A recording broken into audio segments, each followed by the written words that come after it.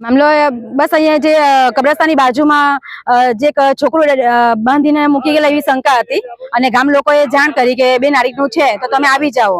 એટલે આવીને જોતા ખબર પડી કે ઉપરથી કપડું છોડ્યું તો કે અંદર બિલાડી મરેલી હતી, છોકરું નહીં હતું. અને જે શંકા હતી તે દૂર થઈ. એના બાબતે આખું ગામ અહીંયા ભેગું થયું હતું અને પોલીસ સ્ટાફ આવ્યા અને જોયું તો કઈ હતું નહીં. હા, એ તો સાચી વાત છે કે આગળ પણ એ બનાવ થયો હતો કે ત્યારે પણ ખબર છે કરીને ખોલ્યું, પોલીસને જાણ કરી, કબર ખોલી તો અંદરથી લાકડા ને બધી વિધિકલી લોબાને જ મળ્યું.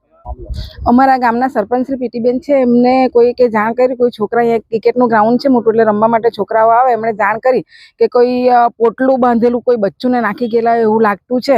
એટલે અમારે તો અગમચેતીને પીટીબેને સરપંચ શ્રી તરીકે પોલીસને પણ જાણ કરી અને અમે લોકો બી બધા ભેગા થયા અહીંયા અને અમારી રૂબરૂમાં ખોલવામાં આવ્યું. કારણ કે આ વિસ્તાર એવો છે કે આવાવાળું જરાક વિસ્તાર છે અને બાજુમાં અહીંયા કબ્રસ્તાન લાગેલું છે અને આની પાછળ મેદાનની પેલે બાજુ જાઓ એટલે કોઈ ગર્ભાવસ્થામાં એક્સપાયર થઈ ગયેલી લેડીઝ હોય કે નવજાત શિશુ કોઈ એક્સપાયર થઈ ગયું તો પેલી બાજુ દાટે, આ બાજુ કોઈ દાટતું નથી. પણ અમને બી અચંબો થાય કે અહીંયા ક્યાંથી આવી ગયું.